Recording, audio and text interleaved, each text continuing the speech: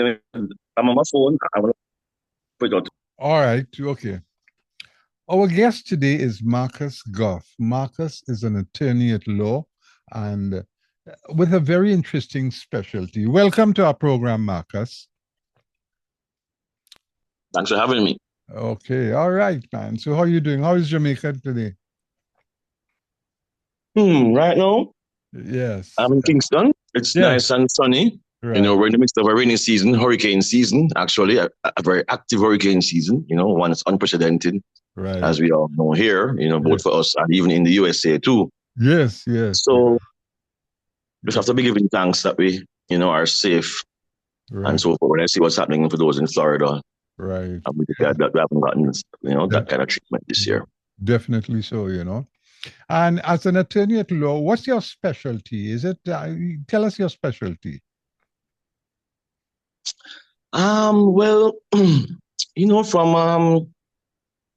from young, I was really aiming to do a lot of several areas because not knowing exactly what you want to do as a young lawyer Yes, and wanting to be able to be of service to the masses. yes, I was really pursuing out of criminal law as well as um, what we call parish court, which is lower court civil litigation, yes, yes.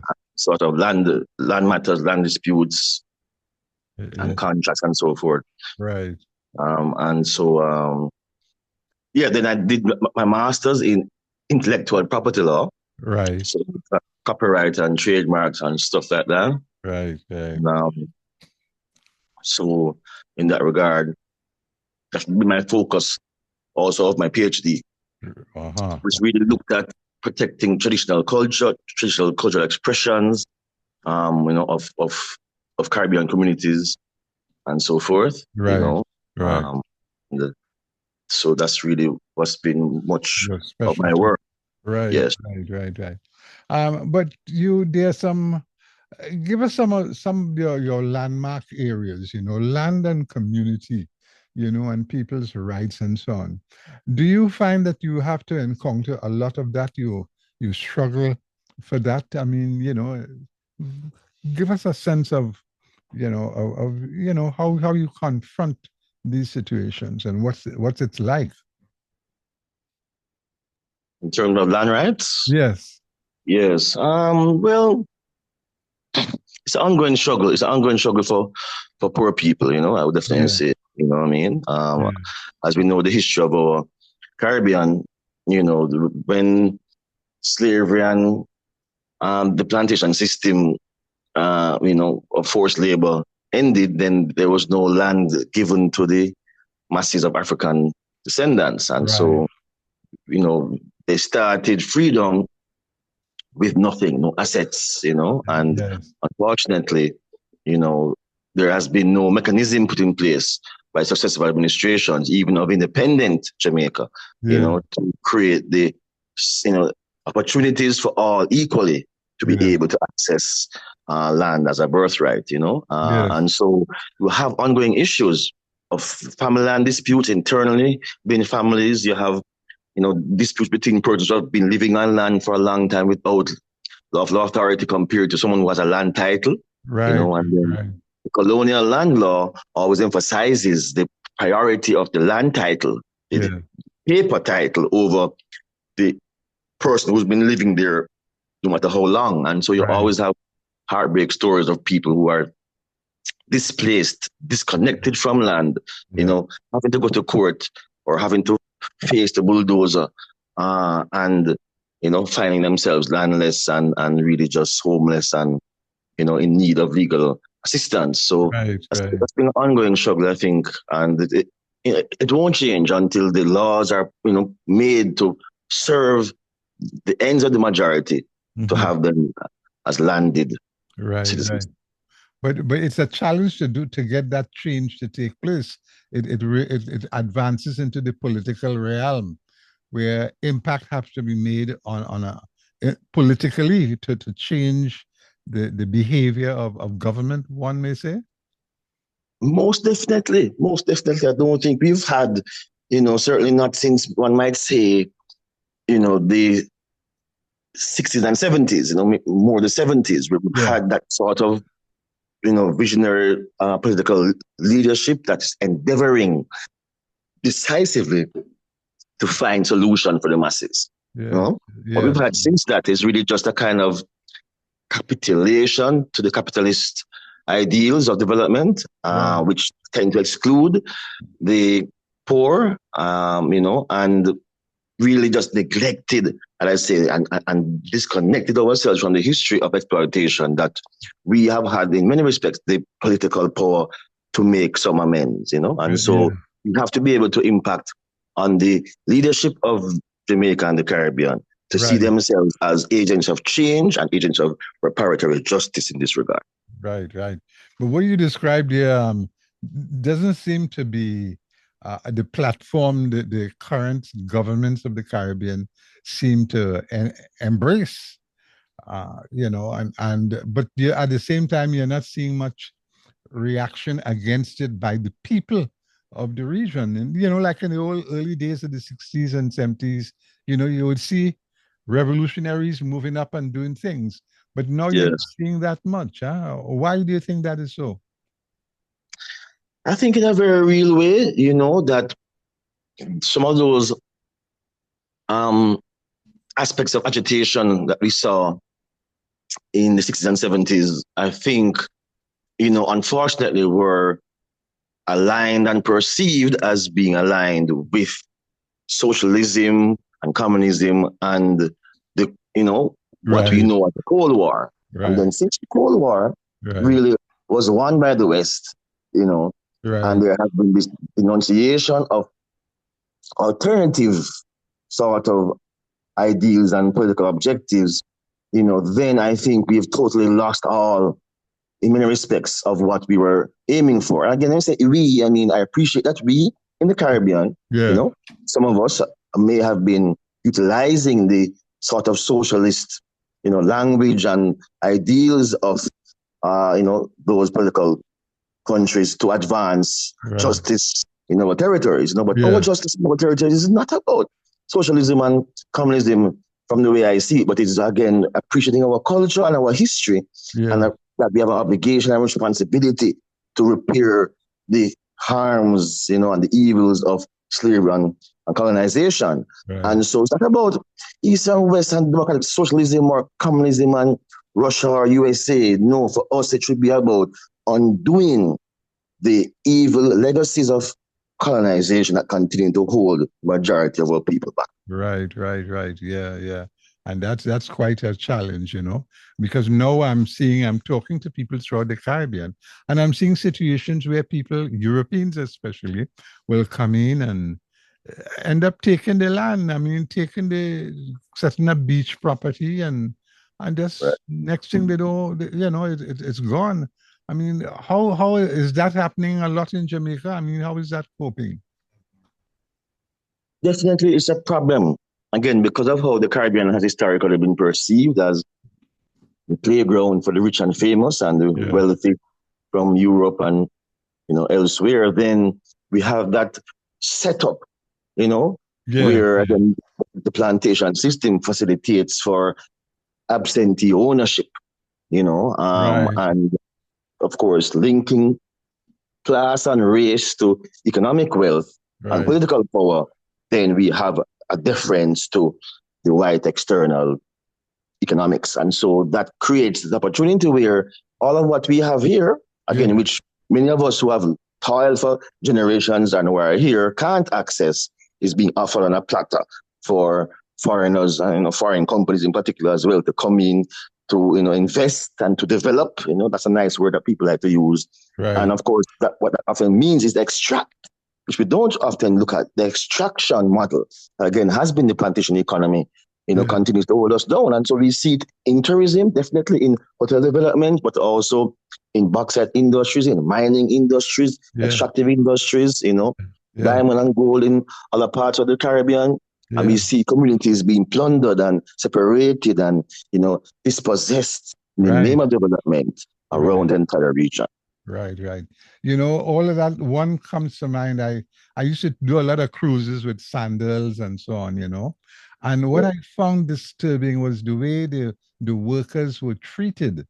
I mean, I mean, yeah, and these people come, they get up early, they go to bed late, get up early, come to work, and the behavior of the bosses.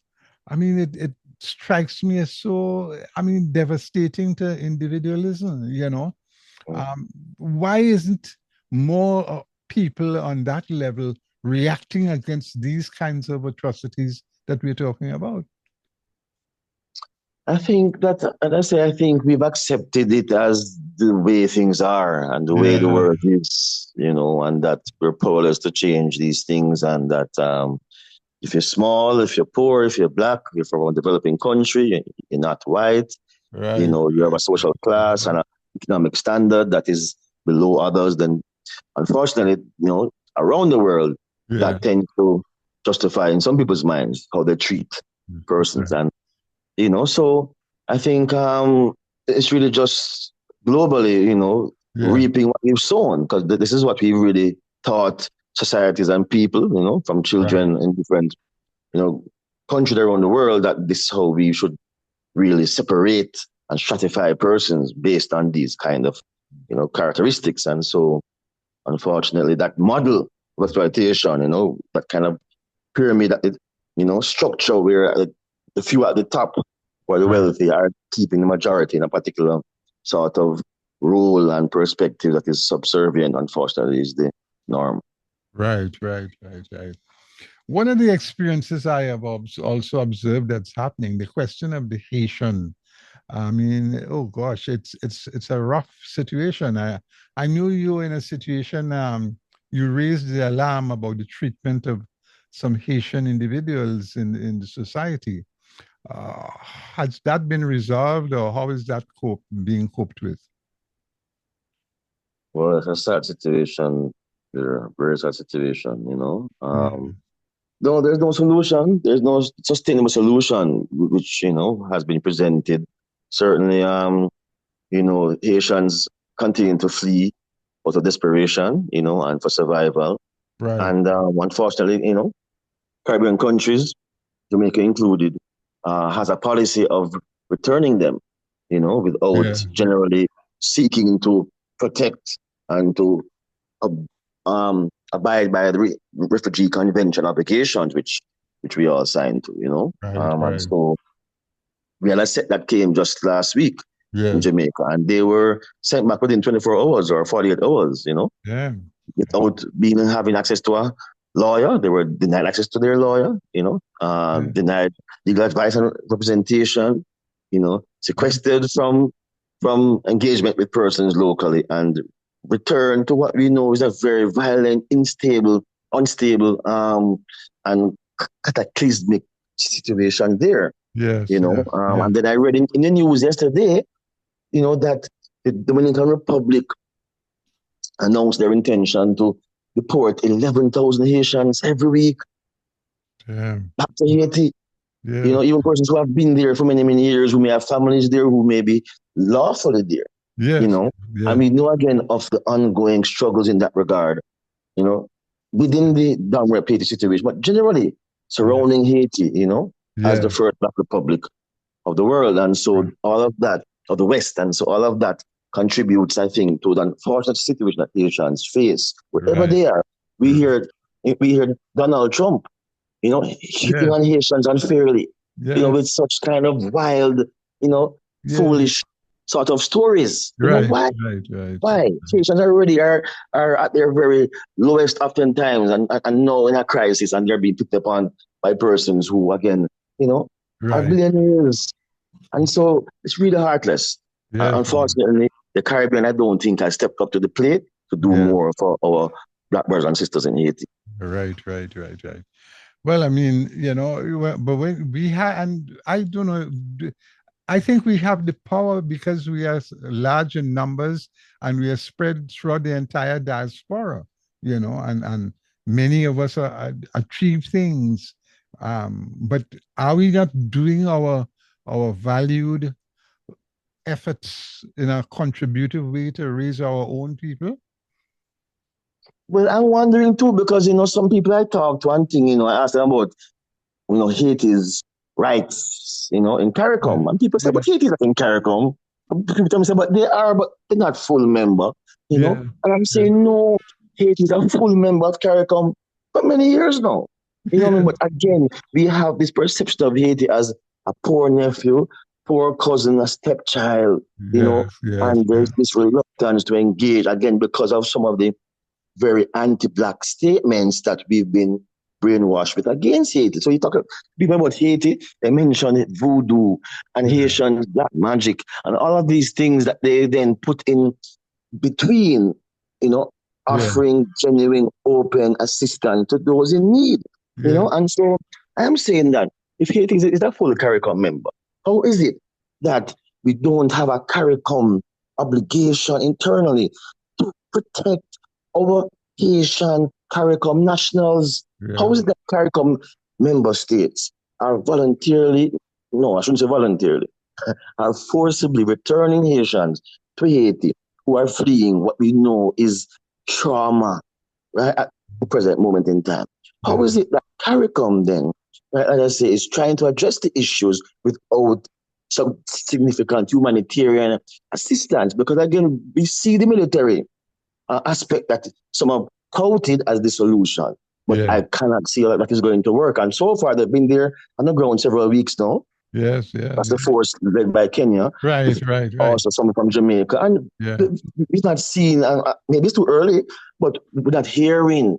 And again, it's hard to foresee any sort of sustainable um, change through yeah, that approach. And right. so Haiti continues to be abandoned, unfortunately, and neglected, and I think it all goes back to a sort of anti-black racism over centuries. Right, right. And now we are faced here in the United States with an election where one of your own Jamaican um, is competing for the top position. And I mean, it's how do you all feel? How does Jamaica feel?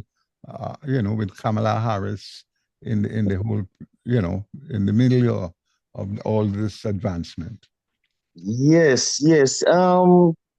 You know, I am very personally optimistic and excited, you know. Yeah, But I don't see a kind of groundswell of Jamaican support outrightly here right, locally. I know in the diaspora there definitely is, right. but maybe here locally, you Yeah, know, I guess maybe we tend to generally be, um, you know, yeah, observing what's happening in the USA cautiously, not right, aware, right. But I think that really, when I look at the situation, would seem to me that Yeah, fate is on her side.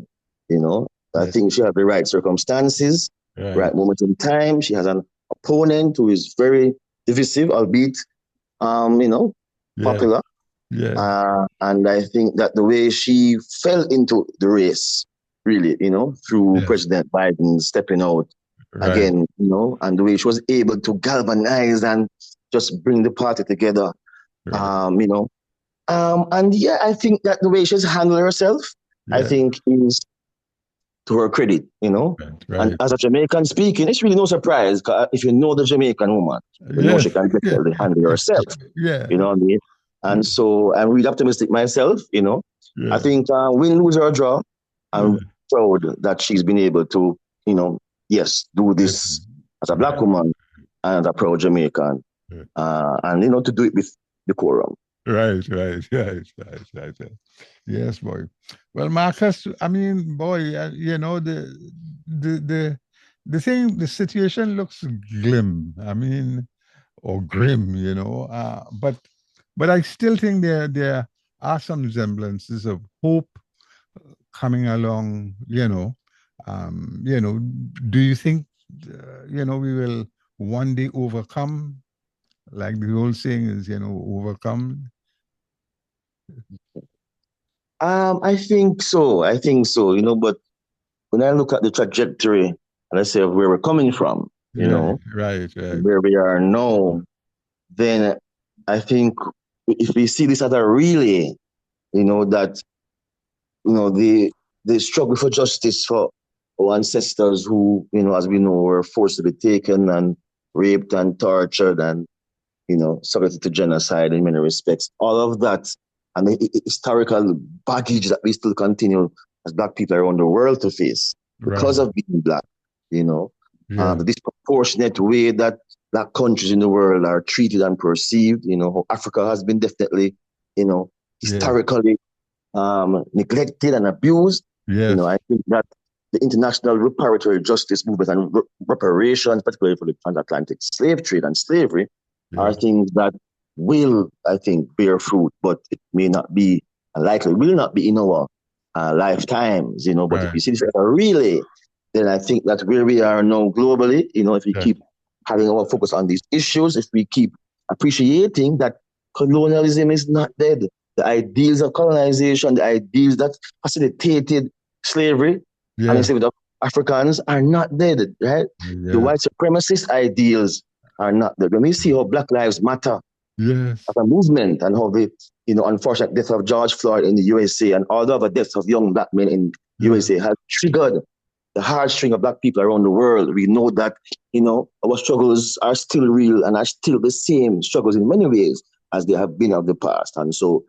we will only be able to progress with continued agitation, focus, dialogue, and in some cases, litigation to be able Right. to accomplish, Right.